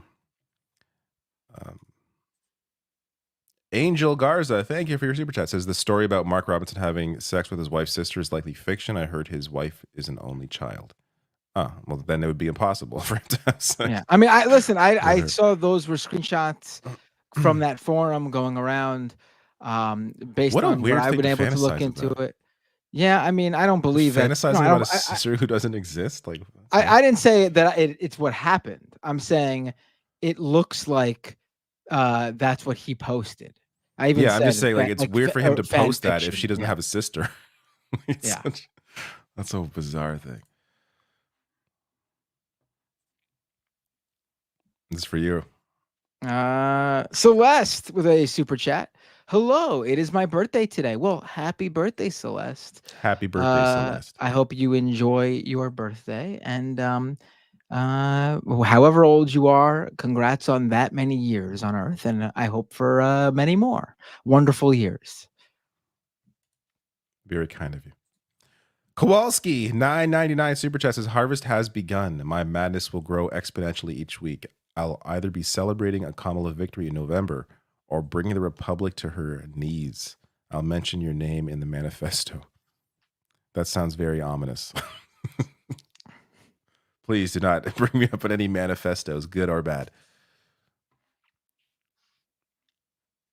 This for you? Yes, PM Godin with a super chat. Never forget that Jagmeet Singh has an MMA background. That's why convoy thugs don't scare him. Does he have an MMA background as well? I forgot about that. Yeah, I'm not sure how. Again, I'm not sure. I forget how serious that was, but that's ringing bells. I remember something about him in MMA. Wow. Mm-hmm. Yeah, he does. We He's not need afraid. more- It's just about what is We need worth. more fighters. Yeah. Yeah. Not for me. Let me see. T King with a super chat. This is for me. Bernie reaches out to Republicans by just being himself. Yeah, I mean, I guess by talking about the issues, that's kind of what he does. Angel Garza, thank you for your super chat. This is, I think, my last one. Still weird he wrote that story. I'm not sure if that's in relation to the wife thing or what, but thank you. And Ton Bosin with a super chat. Who knew dodging $2.90 could give you stormtrooper aim, injured citizens, and a death sentence? Oh wait, and a mayor that doesn't give a shit about you. Yeah, this was a crazy story in New York where basically a subway rider hopped a turnstile, was getting away with stealing $2.90 from the city, and police pursued him. And it ended up they ended up shooting and hitting a number of innocent people, the person they were pursuing, and one of their own officers. And apparently, one of the people who were hit and just standing by, they are seriously injured, and it looks like they may be brain dead. Wonderful NYPD doing what they could do to get $2.90 for the city. Would love to know how much that whole thing cost, aside from the life being taken, which is priceless. I'd love to know the salaries and how much that translates to for those officers who saved the city those $2.90. Is there, and I mean, this is of course a police problem, but it's also a mayoral problem, right? Like, is there an election soon? Because I thought I saw somebody launching a campaign run next year. Next year. We got to wait I guess it's not a whole nother year, a couple months, but yeah. Mm-hmm. All right. That is the last one. There we go. Well, what a wonderful show, David. We pulled it off. Great. Just me and you and Rebecca. The three out of 5. Now we know we don't need those other 2 anymore, so we could just drop them I completely. mean, honestly, it flew by. It felt like just a regular show. I don't think we. Yeah, no, it's fine. Oh wait, I got some over on Twitch. Just a few. Vandalay 1988 subscribe with Prime. Thank you, Vandalay. Hello, lovely scientist. Resubscribed for 12 months at tier 1. They've been a subscriber for 13 months now. Thank you, hello, lovely scientist. And Joey Bag of Donuts resubscribed with Prime. They've been a subscriber for 5 months. Thank you, Joey Bag of Donuts. Joey Bag of Donuts. Joey Bag of Donuts. Oh wait, I just got another few super chats really quick. Dog on the Roof says Chris Rufo's email leaked in an Ashley Madison data dump. Law Windsor on Twitter reported it. I'll check that out. And the Themic with a super chat. Matt, have you covered Eve Frontiers, a game being developed by CCP Games and funded by crypto investors? Looks shady as hell in the big scam. I will have to check it out. My brother is a big fan of that series. Like he went to they have like every year there's like an Iceland the developers from Iceland. So like there's like an Iceland thing. So he went to Iceland for that game. Okay. Or like the game behind Frontiers. I think Frontiers is like the offshoot. It's like a FPS, I think. But that's interesting. I didn't know. I'll have to bring this up to him because he's into that like being really critical of that kind of shit. So I'm curious what he'll think about that. Interesting stuff. Guamu with a super chat. Binder seems sad. This is not 4 hours. No, I'm okay with it today. I'm a bit tired. This is not for me, but it says it's for this me, is for me. Still alive. Thank you for the super chat. It says format. What do you think? What do you and Sam Cedar think of Alan Leichman's and his 13 keys to the White House? Would Sam ever invite him on Majority Report to chat with? Well, I mean, I can't answer what Sam thinks of him. From what I've heard, it sounds like a bunch of bullshit, honestly. It sounds like a bunch of shit some guy threw together to like provide like, you know, a LinkedIn style inspiration porn for liberals, honestly. That's what it feels like to me. But that's just my opinion. Sam would likely invite anybody on the Majority Report. So, the question is, would this guy go on? I think this guy's having a moment, so he probably would think he's too big, but who knows? Spasticus with a super chat. Fries or onion rings? That's very easy. Fries all day, every day. Not a big onion rings guy. For me, it depends on the place. Who's got an onion ring that's better than their French fries? A&W. Do you have A&W in the US? I mean, you could buy like the cream soda, but we don't have at least around here in New York, we don't have the way they season them. It's really good. Harvey's, which I think is also just Canadian, but Harvey's has good onion rings too. But apart from that, I mean, then again, most places don't offer onion rings unless it's like a sit down restaurant. But depends. Fries are good too. Last one, interview Jill Stein. I have 0. I don't do interviews generally, so I'm not going to be interviewing Jill Stein. There we go. All right. You're not going to interview Jill Stein, David? No, Unbelievable. There's a lot of calls out there. Got to bring on Jill Stein. That's the first person I've seen ask me to interview Jill Stein. No, I have no interest. I just want to acknowledge the one person in my Twitch chat. I stream on Twitch every week. I just never acknowledge the chat. But thank you, EF4IRY Thirsty, whatever that's supposed to mean. Says, how does David only have 10 viewers? He's the best commentator in a long time. Well, it's because you're on Twitch, and I don't have an audience there, and it's impossible to grow an audience there for me. So come to YouTube where you will find other like-minded David's got individuals. actually, as of right now, I know David's got a huge YouTube audience, but I'm looking at the live viewer analytics on StreamYard, and I got it just jumped. I now have 10 more viewers on YouTube than David. Wait, with all of his do they have that? What are you looking at? You never knew that? Look, go put your mouse right over that little eyeball on the video screen. It shows you everybody's. Oh my God! channel. I never knew that was there. You never knew. Oh, I check that all the time, and when I see it, I have I'll be a little. checking this all the time now. I have a little celebration whenever I'm beating you guys because you guys have like 10 times the subscribers I have. Yeah, well, to be fair, you do mostly live streams, right? So That is like true. your I would like to audience. start doing more videos, and I don't want to say less live streams, but more videos. But I just haven't been able to sit down and force myself to do that yet. Yeah. Well, I will say though, clearly Twitter is our best performing platform with 2,000. I just don't believe that. I just don't believe that. Well, it feels good to see that number. It just feels like a bunch. I will not question it. We have that many people watching us on Twitter. Fantastic. Right. Just people just love us on Twitter. They're just big.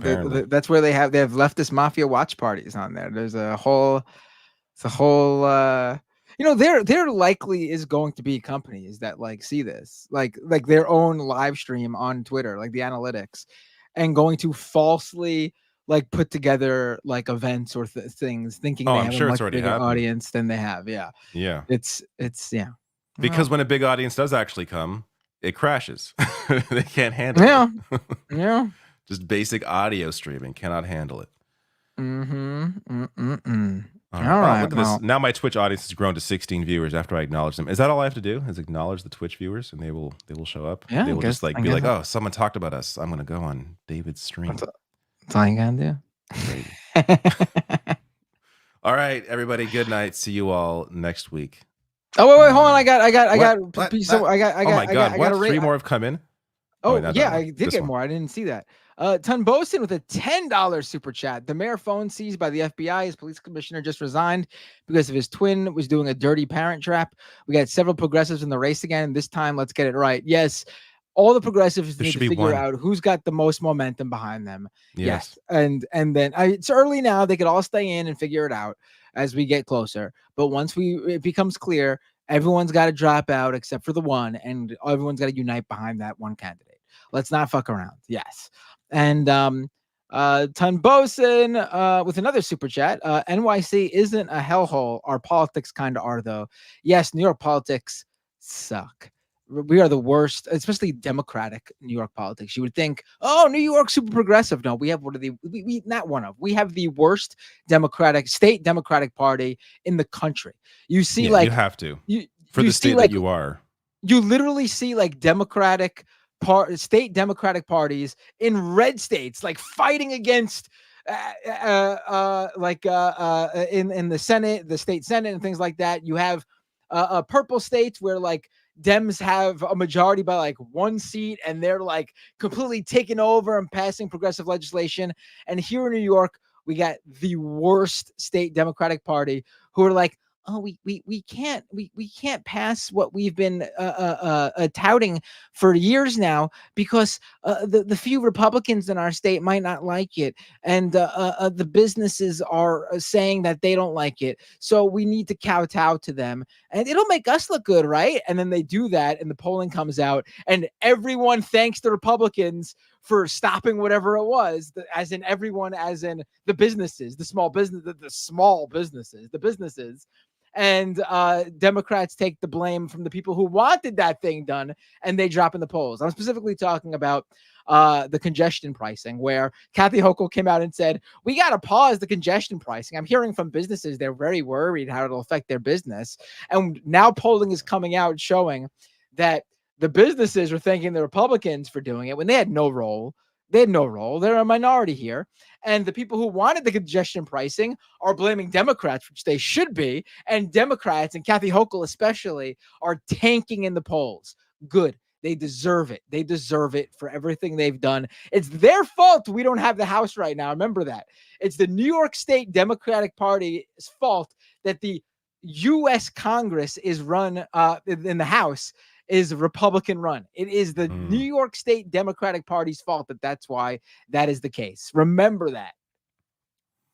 Well, Andrew Cuomo, I'm sure, is sitting back at home happy about that. We got more. What the hell's going on here? I'll take it. I could. I don't have these. Trent Girl 420 with a 420 super chat. Maintain, comrades. Next, the man triple 001 says, if there's a wrestler that gets elected to president, I hope it's CM Punk. I like CM Punk, but I don't know. I don't know if he would do that. And Transgo 420 says, sorry, only meant to say maintain comrades. Look at this. I now have 20 people on Twitch. My God. All I got to do is just mention the Twitch name. And hey, I got how 80 does this people happen? on Twitch. I went from like 9 to 20 in like 2 minutes. There we go. The end of Who are we the gonna show. raid? Let's raid someone together then. That way we does get anyone care about my raid? 20 people? Is that raid worthy? 20 people is 20 people, man. I forget how to do it. That's why I'm questioning you doing it. Well, if you don't want to do it, is it / raid? What is it? No, you could just open up the little the dashboard, the stream manager. Oh, you can raid in there. Oh, there it is. Yeah. And then click the little parachute button at the bottom. That's what I do. Should I raid this Matt Binder? He has 81 viewers right now. No, I mean I'm leaving now. So who should we raid? Let's see. I see Dan from the web. I know him. Dan from the web is on. We raided Dan from the web last week though, I think. Well, so I let's didn't. raid someone. Oh, okay. Wait, do we raid the same person? Okay, well, who else is That's usually what we do. Me and Mike, we raid the same person. Who else? And then they get all excited that they got the Leftist Mafia raid. I on right now I see Actual Jake, Complainy Laney, Hamozy Goat, Riverboat Jack, Jason Society. What does everybody on the StreamYard think? Who should we raid? I got someone say Adrian Vixen. I follow Adrian Vixen. I don't see them on.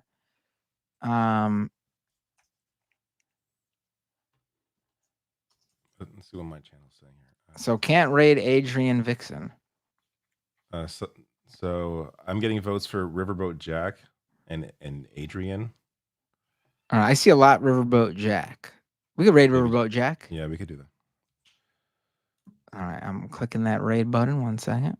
I'm clicking that find button. There we go. How do I? What the hell? Start. Oh, Riverboat Jack's watching some Tim Pool. So perfect. Oh, the man 0001 just sent me another super chat. AOC should run for governor of New York via primarying Kathy Hochul. That'd be. I would. You know. I think the rest of the country who's progressive might be selfish and think AOC should run for national office, but maybe she should have run for governor first and take it from there. Who knows? I would love to keep her in New York specific, honestly, but we'll see. I have completed a raid. All right. Oh, you did it already. Jeez, I didn't even. You guys let me know. I thought you my did friend. No. We usually wait to do it at the same time, so they get sorry. I wasn't aware of the etiquette here. Right. I get that you don't watch after you leave. It's no, let me wait and see who they raid. I can't wait to see. No, I don't. All right, I raided. All right, everyone, take care. Good night, everybody.